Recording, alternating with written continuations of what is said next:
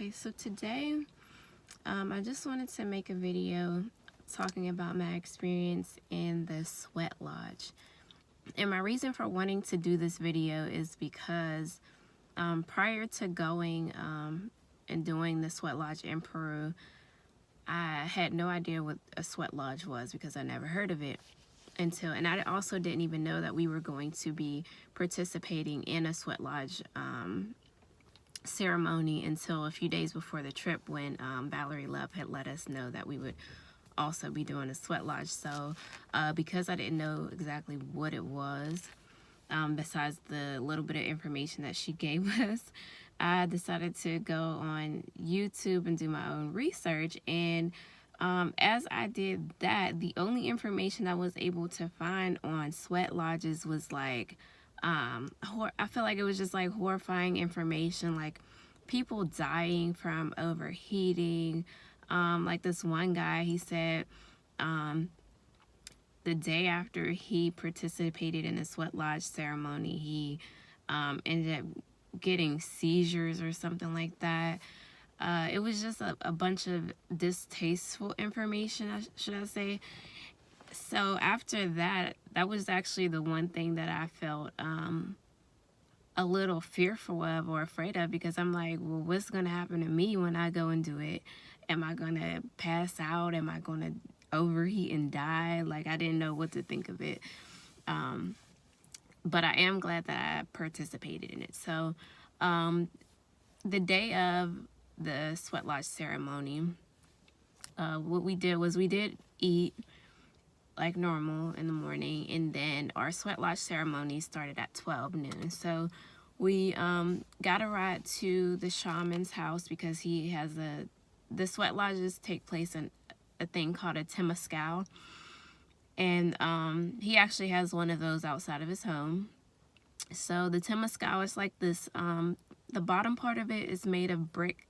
It goes in like a large circle, made of brick, and then the top part are like these sticks that come up to a point and meet. Excuse me.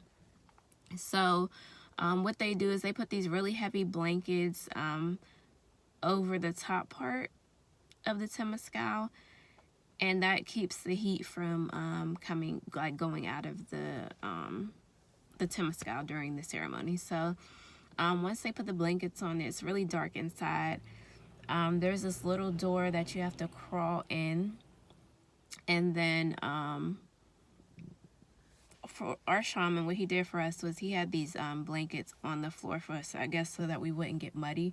But I have heard, in other people's experiences that it does get, really muddy and things like that. So he had the blankets laid on the ground for us. It was just grass underneath, and then he had eucalyptus leaves all over the grass inside. And what happened? Okay, so before we were able to go in, we each of us had to be cleansed. So they use like the shaman's helpers use like sage and a large feather just to cleanse us before entering, and then we had to walk around the temescal, and then we were able to crawl in after that. It was very dark inside, and what happened throughout the ceremony is every hour they would bring in 7 really, really hot stones, and these stones were so hot to the point where they were like an orangish color. So there was like this it's not a stove, but this large metal heating thing right outside the temescal, and that's where all of the large stones were. So each hour, we were in there for 4 hours. They brought in the 7 stones, and then after the stones were brought in, the shaman would put 7 sacred herbs onto the stones, and then he would pour water on them to create like the steam. And the water that I can't remember all of the herbs that he used, but the water that he used, it was from like a natural source. So I can't remember if it was just like from a river or a lake or the ocean. Not really sure. I want to say it was from some river. But but yeah, that was what created this theme. And then every time that they would bring in a stone, we would have to like to show our respect. We would say, I think it was like aho abuelito, and abuelito means grandfather. And then we sang songs with the shaman. We chanted. Overall, I would say it was an amazing experience. It was a lot different than what I expected it to be.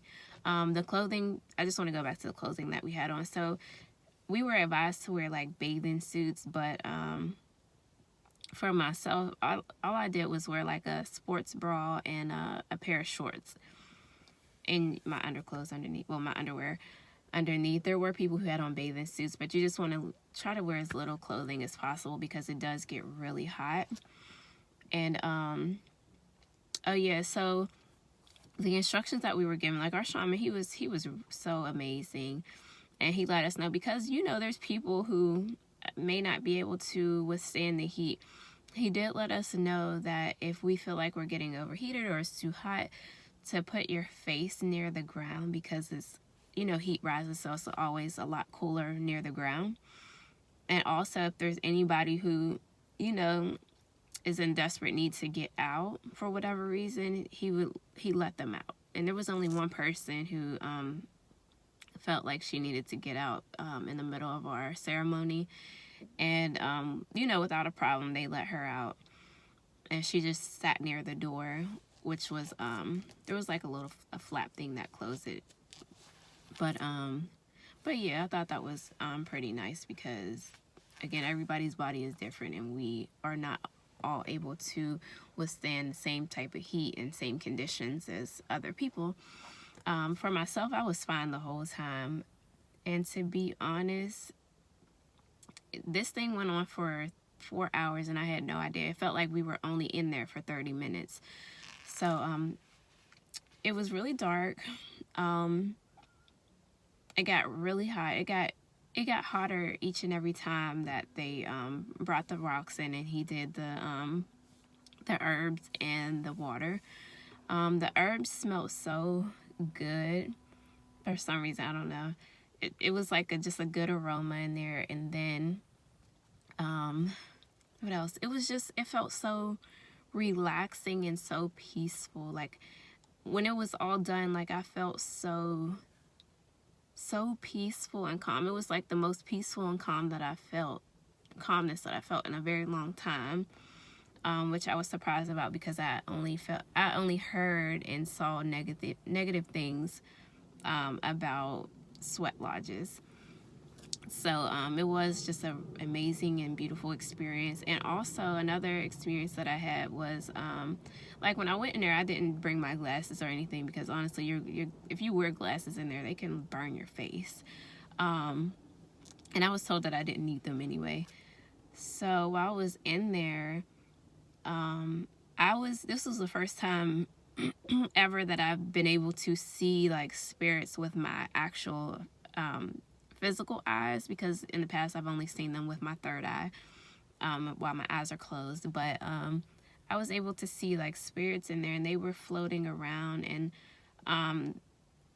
how I was able to see them was they appeared as like blobs, and they were just like white opaque blobs, and they were just like floating around all over the Temescal.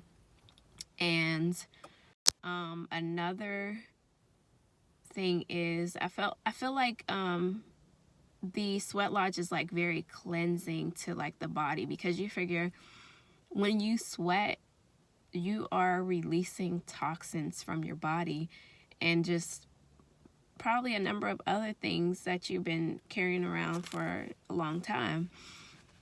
So the day after our sweat lodge ceremony, I noticed that like my eyes had started, well, they were like crusting. And to me, I felt like that was a part of like healing. Like they healed there in some type of way, because they were crusting like a couple days after, like when I would wake up. And I was like, oh, that's strange. But I don't know, I felt like it was like some sort of healing going on, because you figure the herbs that he used, like those have healing properties. I don't know which ones they were, but those had healing properties. And then the sweating, you're sweating all over your body. So I felt like that helped to heal my eyes in some kind of way. Now my vision is still not good, but I will say after doing the sweat lodge and ayahuasca, and also during my ayahuasca session, I was told that my eyes would gradually get better because I'm beginning to see things clearer now. Now, have I noticed like clearness, like I don't need glasses anymore? No. But I did notice, because prior to that, whenever I would like take my glasses off for a short period of time, because I never kept them off long, because it was never comfortable, so I wasn't confident to take them off for long periods of time because I felt like I couldn't see. And then also my eyes were like really weak to the point where sometimes when I would take my glasses off, it kind of felt like I couldn't control my eyes that well. Like they just felt really weak. But now I notice that when I take my glasses off, like I feel more confident. Like if I took my glasses off now and I was in the house, I could walk around my whole house probably the whole day without glasses, unless it was something that I needed to, something important that I needed to read, or just see up close or whatever. But like I do all of my workouts now without my glasses on, and I'm able to see enough on the TV what's going on.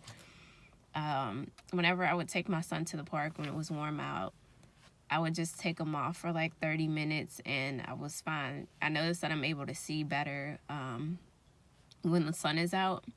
It be like, for some reason my vision becomes clearer, but I do still utilize my glasses for everyday tasks, because my vision is still not clear. Like it is blurry, but my eyes feel stronger.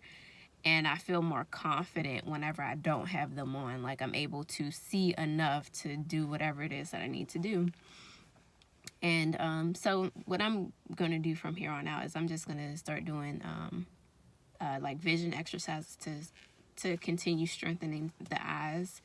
And I'm also just going to trust that they're gradually going to get better. But I know that I can't just sit here and not do anything to assist them like it's just gonna happen overnight and they're gonna be perfect.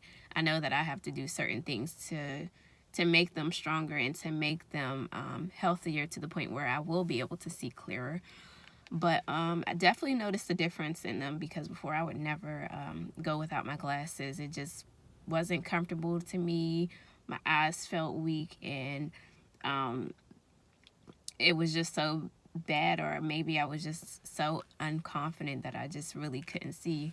And then there was one day that I got so I was so excited about it that I drove like a couple blocks without my glasses on, but then I was like, I don't think this is safe for other people on the road. But anyway, I do wear them when I drive. I just got excited one day after going to the park.